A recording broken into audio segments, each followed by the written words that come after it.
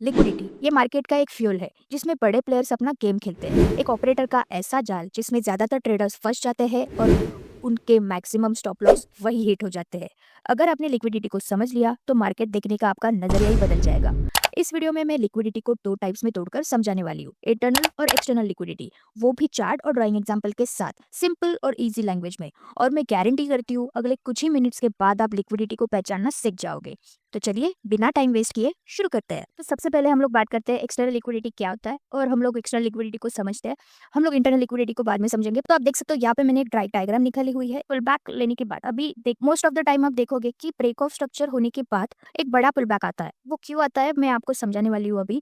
Okay, तो आप देखो यहाँ से मार्केट ऊपर गई तो लोग इसको ना एज ए डिमांड मार्क करते हैं। यहाँ पे उनको क्या लगता है कि यहाँ पे मार्केट आएगी तो फिर से यहाँ से ऊपर चली जाएगी, बट ऐसे होता नहीं है। यहाँ से मार्केट आने यहाँ पर मार्केट आती है और इनके सारे स्टॉप लॉस हिट करती है। इसके वजह से यहाँ पे ब्रेक ऑफ स्ट्रक्चर होता है। जहाँ यहाँ पे ब्रेक ऑफ स्ट्रक्चर होने के बाद स्टॉप लॉस हिट करने के बाद फिर मार्केट अपोजिट डायरेक्शन में चली जाती है।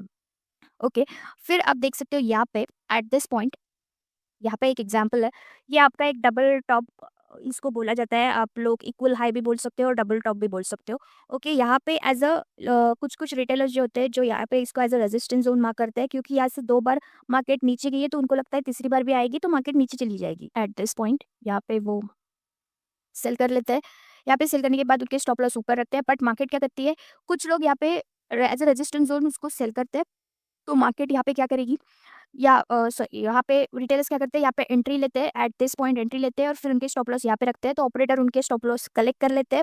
ओके, कलेक्ट करने के बाद जब उनको कुछ और फिर आधे रिटेलर्स जो होता है उनको लगता है कि रेजिस्टेंस हो गया ब्रेक, अभी ये बन गया सपोर्ट, तो कुछ लोग आधे रिटेलर्स यहाँ पे बाय करते हैं और उनके स्टॉप लॉस यहाँ पे नीचे रखते हैं। तो जो मैक्सिमम स्टॉप लॉस जो होते हैं उसके स्टॉप लॉस हिट करके ऑपरेटर नीचे चली जाती है। ओके, तो आपको that is why break of structure change of character के बाद हमेशा पुल बैक दिखता है। और पुल बैक क्यों क्रिएट होता है, क्योंकि मार्केट को लिक्विडिटी लेनी होती है और विदाउट लिक्विडिटी मार्केट नहीं चल सकती। अभी कभी कभी आपने देखा होगा कि आपको साइडवेज मार्केट दिखती है और वो सब कुछ होता है। तो वो क्यों होता है, बिकॉज वहाँ पे लिक्विडिटी बहुत कम होती है, इसकी वजह से वो होता है। और जब लिक्विडिटी ज़्यादा जनरेट हो जाती है तब मार्केट भागने लग जाती है। तो मार्केट को चलाने का एक सीक्रेट वेपन सिर्फ लिक्विडिटी है। अगर आपने लिक्विडिटी को समझा, मार्केट को देखने का पर्सपेक्टिव आपका चेंज हो जाएगा। तो ये आपने देखा यहाँ पे रेजिस्टेंस जोन रिटेलर्स को मार्क करते हैं और बहुत सारे लोग बोलते हैं कि यहाँ पे फेक आउट हो गया, बट ये एक्चुअली फेक आउट नहीं होता है।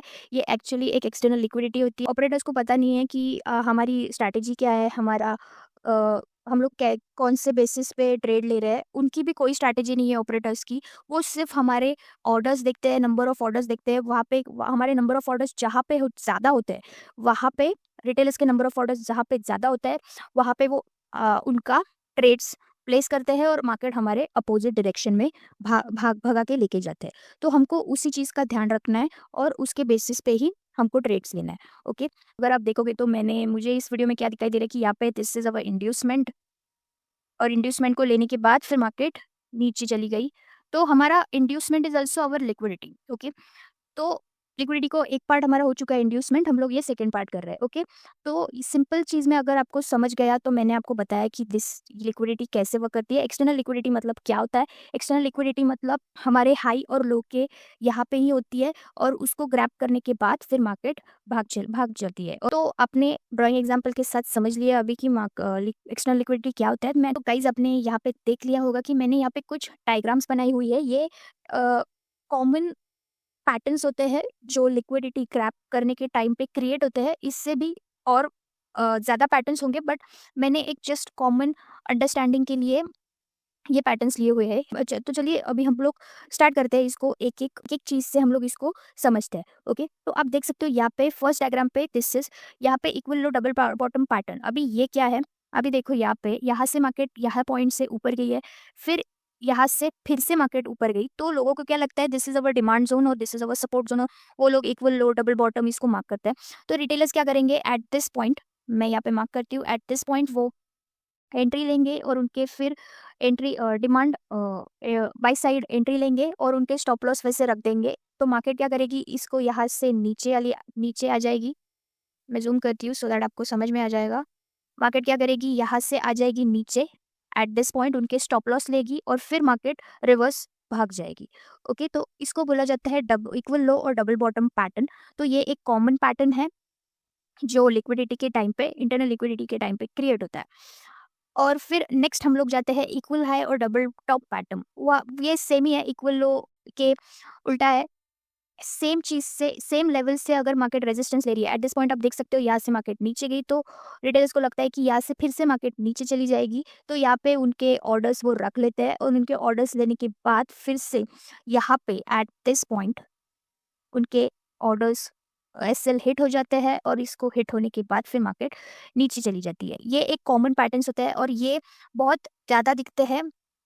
ये 2 पैटर्न्स बहुत ज़्यादा दिखते हैं इंटरनल और एक्सटर्नल लिक्विडिटी क्रिएट करने के बाद। यहाँ पे ये पैटर्न्स हम लोग को इंटरनल लिक्विडिटी में भी दिखेंगे और ये पैटर्न्स हमको एक्सटर्नल लिक्विडिटी में भी दिख सकते हैं। ओके, फिर आते हैं एट दिस डायग्राम। ये है ट्रेंड लाइन चैनल पैटर्न, मतलब ट्रेंड लाइन बार बार अगर सेम लेवल से, अब देखो बार बार यहाँ पे सेम लेवल से मार्केट ले रही है सपोर्ट जोन और यहाँ से ले रही है रेजिस्टेंस जोन, तो लोग रिटेलर्स क्या करेंगे, यहाँ पे सपोर्ट जोन ले लिया तो यहाँ पे बाय कर लेंगे, एसएल रखेंगे यहाँ पे। आधे रिटेलर्स क्या करते हैं, यहाँ से सेल साइड ट्रेड लेते हैं, फिर उनके स्टॉप लॉस हिट हो जाते हैं। और आधे रिटेलर्स क्या करते हैं, यहाँ से बाय साइड ट्रेड लेते हैं, फिर उनके स्टॉप लॉस यहाँ पे हिट हो जाता है। और तो ये है ट्रेंड लाइन और चैनल पैटर्न लिक्विडिटी। ये कॉमन पैटर्न है जो लिक्विडिटी जनरेट करने के टाइम पे क्रिएट होता है। अब मैं ये नहीं बोल रही हूँ कि retailers patterns, price action patterns fail होते हैं और रिटेलर्स पैसे नहीं कमाते। पैसे कमाते हैं बट उनके रिस्क टू रिवॉर्ड हमेशा कम होते हैं कंपेयर टू एसएमसी। फिर आगे बढ़ते हैं यहाँ पे ट्रेंड लाइन ब्रेकआउट लिक्विडिटी। यहाँ पे क्या होता है, अब देखो सिंपल, यहाँ इसमें मैंने आपको क्या समझाया कि चैनल पैटर्न एक एक लेवल से सपोर्ट मिलता है, एक लेवल से रेजिस्टेंस मिलता है, बट यहाँ पे वैसे नहीं होता। यहाँ पे क्या हुआ है, एट दिस पॉइंट आप देख सकते हो यहाँ पे मिला है सपोर्ट। ओके, यहाँ पे मिला है सपोर्ट, तो रिटेलर्स को लगता है कि ये एक स्ट्रॉन्ग सपोर्ट है, मतलब उनको लगता है कि यहाँ पे बार बार अगर सपोर्ट ले रहा है तो बहुत स्ट्रॉन्ग डिमांड है, स्ट्रॉन्ग सपोर्ट है, तो वो बाय करते हैं यहाँ पे। और यहाँ पे बाय करके वो लोग स्टॉप लॉस रख देते हैं इसके नीचे। तो मार्केट क्या करती है, थोड़ा ऊपर जाती है और ऊपर जाती है, उनको प्रॉफिट भी होता है थोड़ा बहुत, अगर प्रॉफिट भी होता है थोड़ा बहुत। और फिर यहाँ पे जो लोग होते हैं, यहाँ पे जो रिटेलर्स होते हैं, उनको लगता है कि यहाँ से मार्केट नीचे जा रही है, मतलब रिटेलर्स दोनों साइड से सोचते हैं, यहाँ से रेजिस्टेंस वाले, यहाँ से सपोर्ट वाले। तो यहाँ से रेजिस्टेंस वाले क्या करते हैं कि यहाँ पे एंट्री लेते हैं, तो उनके एंट्री लेने के बाद उनके स्टॉप लॉस यहाँ पे एट दिस पॉइंट यहाँ पे हिट हो जाते हैं। Just a minute. ओके, यहाँ पे हिट हो जाते हैं, तो उनके स्टॉप लॉस कलेक्ट करने के बाद, मतलब उनके स्टॉप लॉस जहाँ तक है वहाँ तक मार्केट चली जाएगी और उनके स्टॉप लॉस कलेक्ट करने के बाद मार्केट फिर से नीचे आती है और इनके स्टॉप लॉस ले लेती है और इनके स्टॉप लॉस लेने के बाद फिर मार्केट और भी नीचे चली जाती है। तो ये होते हैं trend line breakout liquidity. Okay, और ब्रेकआउट लिक्विडिटी यहाँ पे एक और चीज़ है। कुछ आधे लोग ये भी सोचते हैं कि रेजिस्टेंस है, ये रेजिस्टेंस ब्रेक हो गया, अभी उसके रीटेस्ट पे हम लोग एंट्री करेंगे। तो वो लोग क्या करते हैं, यहाँ पे और लोग इंट्रोड्यूस हो जाते हैं एट दिस पॉइंट। यहाँ पे और लोग इंट्रोड्यूस हो जाते हैं जो रिटेस्ट पे बाय करते हैं और उनके स्टॉप लॉस यहाँ पे रखते हैं। और यहाँ पे तो ऑलरेडी वो थे जो रिटेलर्स थे, तो यहाँ पे जिन्होंने बाय किया था, तो इन दोनों के स्टॉप लॉस यहाँ पे हिट हो जाते हैं और फिर मार्केट नीचे चली जाती है। ओके, फिर हम लोग समझते हैं फ्लैग पैटर्न। ये भी बहुत कॉमन है, ये फ्लैग स्ट्रक्चर बनाता है, एक चैनल जैसे ही होता है ये। अब देखो यहाँ से रेजिस्टेंस ले रही है मार्केट और यहाँ से सपोर्ट ले रही है, तो आधे लोग क्या सोचेंगे कि यहाँ से सपोर्ट ले रही है, यहाँ से बाय करते हैं, तो उनके स्टॉप लॉस यहाँ पे हिट होते हैं, एट दिस पॉइंट हिट होते हैं। This is the stop loss, यहाँ पे हिट हो जाते हैं। फिर जो आधे लोग होते हैं, उनको सोचता है वो लोग सोचते हैं कि यहाँ से मार्केट रेजिस्टेंस ले रही है, तो मैं यहाँ पे सेल कर लेती हूँ, तो वहाँ पे उनके स्टॉप लॉस यहाँ पे हिट हो जाता है और फिर यहाँ से हिट होने के बाद फिर मार्केट रिवर्स चली जाती है। तो ऐसे नहीं है कि डबल एक ही चीज़ में स्टॉप लॉस हिट होंगे। यहाँ पे अभी एट दिस पॉइंट मार्केट पे ज़्यादा स्टॉप लॉस है, ज़्यादा नंबर ऑफ ऑर्डर्स है, तो नंबर ऑफ ऑर्डर्स जहाँ पे ज़्यादा होंगे, मतलब अभी देखो यहाँ पे रेजिस्टेंस जोन है, करेक्ट। तो रेजिस्टेंस जोन यहाँ पे ज़्यादा नंबर ऑफ ऑर्डर्स जो स्टॉप लॉस होंगे वो 22, ज़्यादा नंबर ऑफ ऑर्डर्स, ज़्यादा स्टॉप लॉस जो होंगे वो उसके हिसाब से मार्केट चली जाएगी। ओके, तो अभी देखते हैं यहाँ पे at this point support and resistance liquidity. Okay, अभी ये क्या है, ये बहुत ही कॉमन है, बहुत ही कॉमन, मतलब अभी मैं आपको यहाँ इस पे ठीक से समझाती हूँ, just listen to me very carefully. यहाँ पे देखो, यहाँ पे एक पर्टिकुलर लेवल से बार बार सपोर्ट लिया जा रहा है और सपोर्ट लेने के बाद फिर उनको लगता है कि ये बहुत स्ट्रॉन्ग सपोर्ट है, यहाँ पे बाय करते हैं, तो उनके एसएल यहाँ पे रखते हैं, तो मार्केट ऑपरेटर लेते हैं उनके एसएल। और उनके एसएल लेने के बाद आधे लोग क्या सोचते हैं कि ये डिमांड था, अभी ये डिमांड उनके यहाँ पे वो लोग लेते हैं एंट्री, मतलब अभी मैं आपको सिंपल भाषा में समझाऊँ कि यहाँ पे वो लोग लेते हैं बाय साइड एंट्री, फिर उनके एसएल यहाँ पे हिट होते हैं, एट दिस पॉइंट हिट होते हैं, ओके।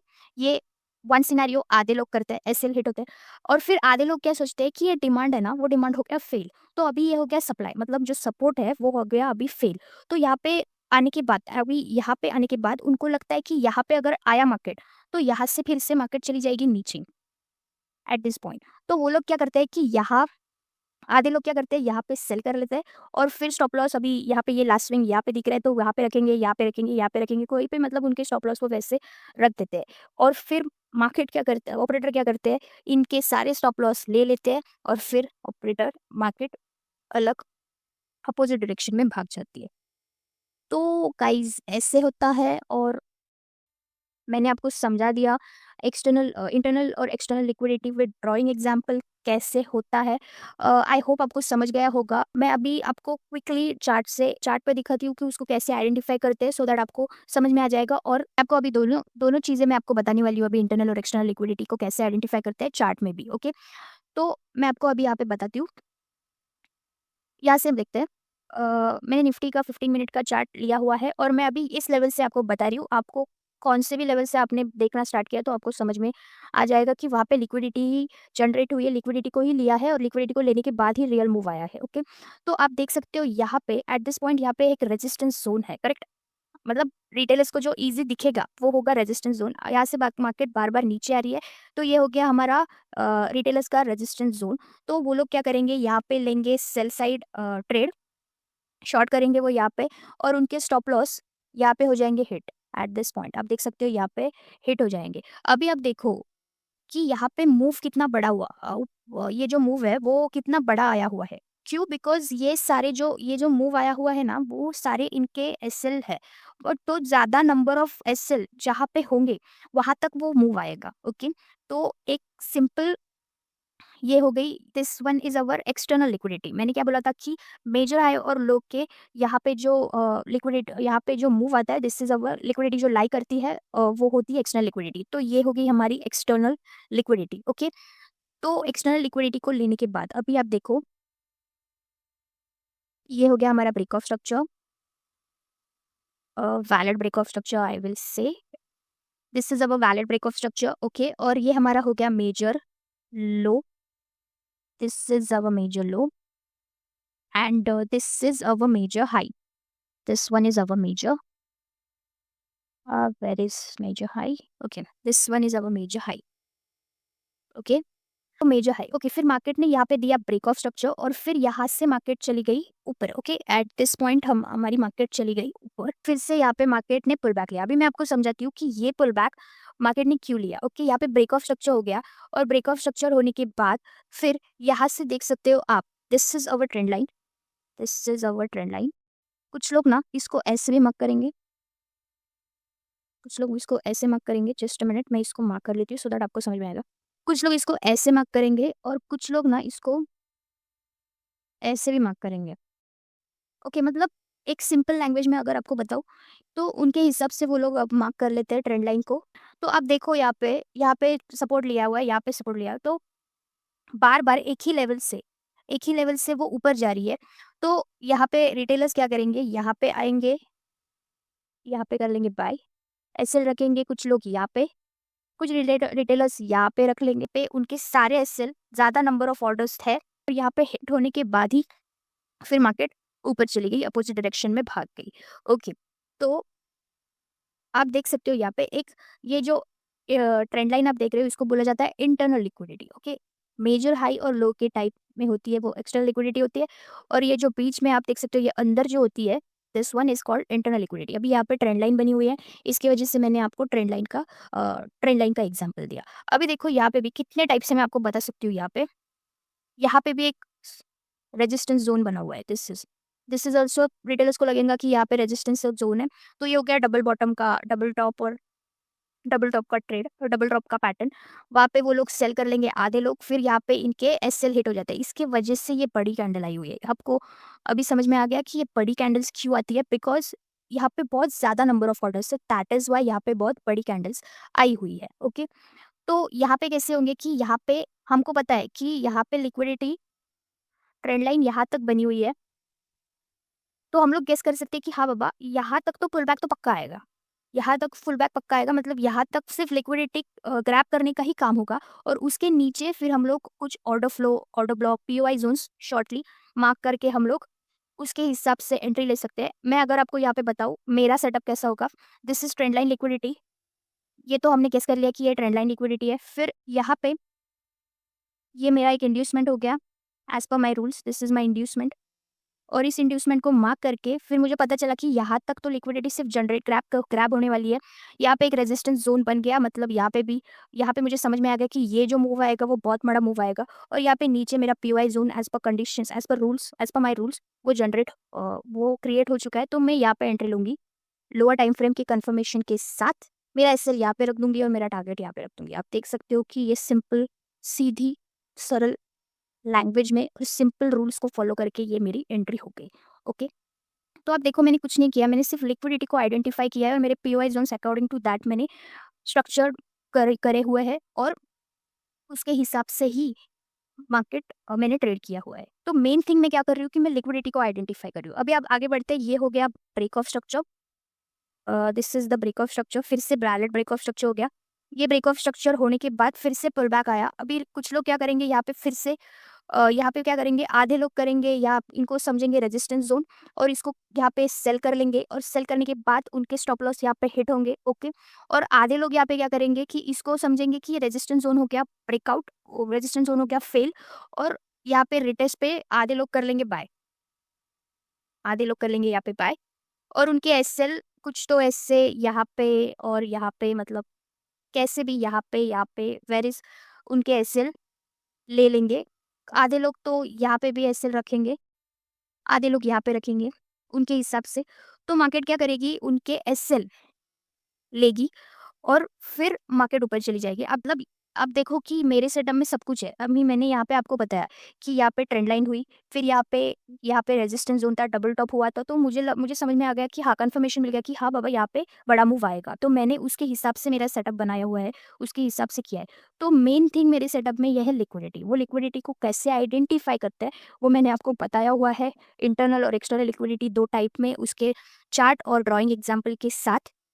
आई होप आपको समझ में आ गया होगा। आपको प्रैक्टिस करना पड़ेगा, थोड़ा आइडेंटिफाई करना पड़ेगा, फिर आपको और ज़्यादा अच्छे से समझ में आ जाएगा। विदाउट लिक्विडिटी मार्केट कहीं भी नहीं जाती, मार्केट भाग ही नहीं सकती। लिक्विडिटी को आइडेंटिफाई करने को आपको अगर आ गया तो बस आपका मार्केट का देखने का पर्सपेक्टिव पूरा चेंज हो जाएगा। तो आई होप मेरे इस वीडियो से आपको नॉलेज मिल गया होगा कि लिक्विडिटी को कैसे आइडेंटिफाई करते हैं with drawing and chart example.